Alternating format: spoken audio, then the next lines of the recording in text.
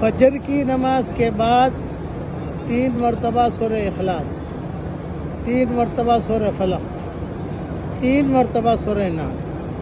ظہر کی نماز کے بعد 1 مرتبہ سورہ اخلاص، 1 مرتبہ سورہ فلق، 1 مرتبہ سورہ ناس۔ عصر کی نماز کے بعد 1 مرتبہ سورہ اخلاص، 1 مرتبہ سورہ فلق، 1 مرتبہ سورہ ناس۔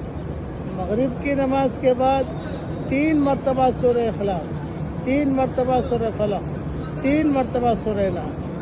عشاء کی نماز کے بعد 1 مرتبہ سورہ اخلاص، 1 مرتبہ سورہ فلق، 1 مرتبہ سورہ ناس۔